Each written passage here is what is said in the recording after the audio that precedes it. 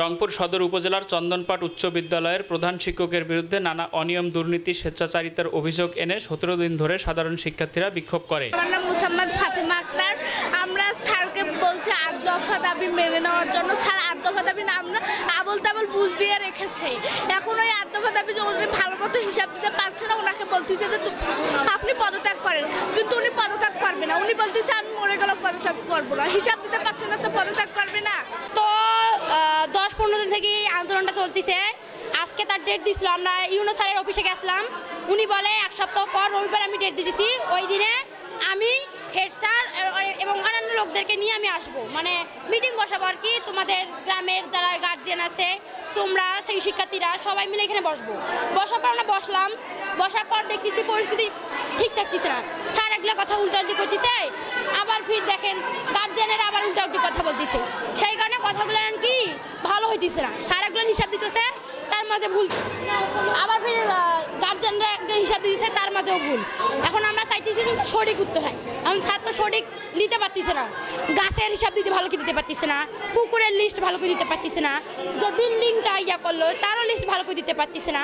সেজন্য আমরা বাধ্য এখন স্যার বললাম আপনি ইস্তফা দিয়ে এখানে পদত্যাগ করি, আমাদের ইয়ায় আপনি চলে যান, আমরা আপনার প্রোটেকশন দেবো, আপনি ইস্তফা দেন। ইস্তফা দিয়ে আপনি এখান থেকে চলে যান।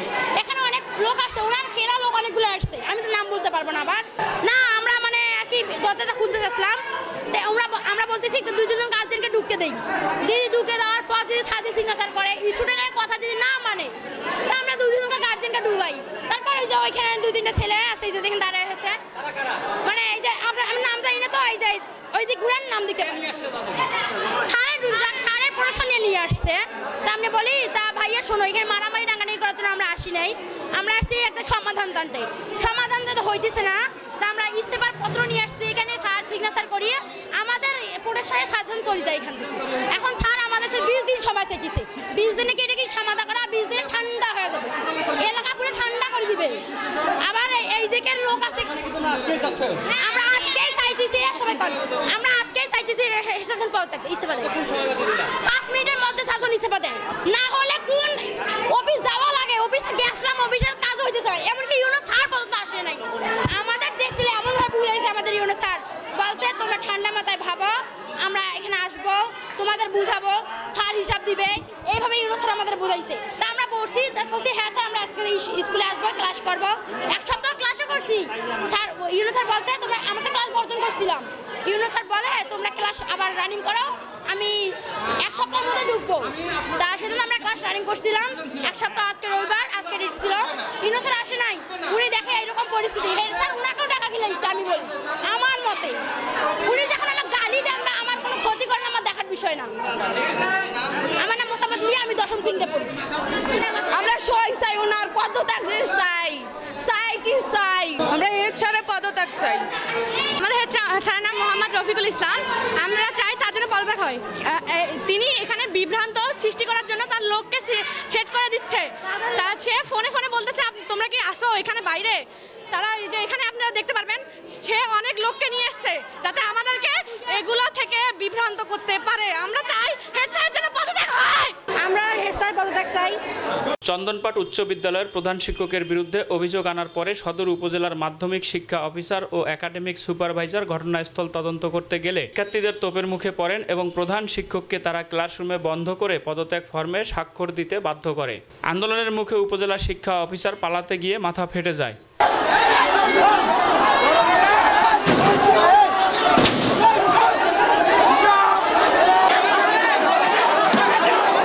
শিক্ষার্থী ও তাদের অভিভাবকদের অভিযোগ, শিক্ষা অফিসার প্রধান শিক্ষকের কাছ থেকে ঘুষ গ্রহণ করে। আজকে কি হলো, ইউনো 3 দিন থেকে করতেছে, ইউনোর টাকা পকেটে ঢুকি কোনো বিচার করে না। ওই রফিকুল মাস্টার টাকা 1 কোটি 80 লাখ টাকা খাইছে, তার মানে কিছু হক দিচ্ছে, ইউনো টিউনো পর্যন্ত পৌঁছাচ্ছে। ও খায়া আসি 3 দিন 4 দিন থেকে মরচলে আইসে দেখে ঘুরি যায়, কোনো বিচার করে না। আজকে বিচার একজন অভিভাবক, একজন শিক্ষার্থীরা কি হয়েছে এক একটা করে দিবে লেকচার, তা শুনতেছে না, অধৈর্য হয়ে যাচ্ছে। তার পরিপ্রেক্ষিতে উনি আমাদের পাবলিকের বিচার শুনতেছে না। উনি রফিকুল মাস্টারের দুর্নীতি, লুটপাট ওগুলা খাওয়ার বিচার, উল্টাপাল্টা হিসাব দিচ্ছে তাই মানতেছে, তা তো জনগণ মানবে না। এই শিক্ষা অফিসার দুইটে, এই শয়তান দুইটা টাকা খেয়ে খেয়ে আইছে প্রত্যেক দিন, আইসা জনগণ প্রত্যেকদিন আইসা আর ভাওতাবাজি দিয়ে যায়, বুঝছেন?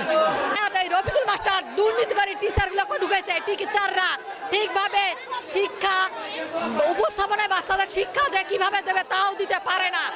একই শিক্ষক বলে কি কয় ইংরাজি শিখায়, ইংরাজি সে নিজেই পারে না, সে বাচ্চাদের কি শিখাবে? কি টিচার নিয়োগ করছে?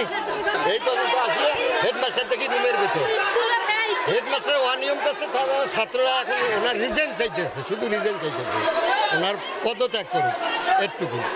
এটা তো দুর্নীতি করি আসে, এই সরকার যেমন দুর্নীতি করছে এই মাস্টার এরকম দুর্নীতি করছে।